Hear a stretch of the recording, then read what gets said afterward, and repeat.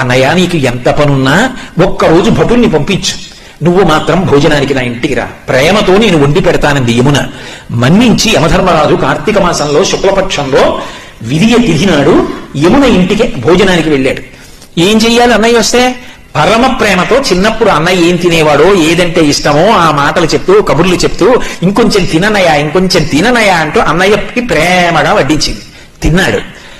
ఏం కావాలమ్మా నీకు అని అడిగాడు. మరి దేవతా సంబంధం కదూ, వరం ఇవ్వాలి. ఆవిడ మనందరి కోసము వరం అడిగింది.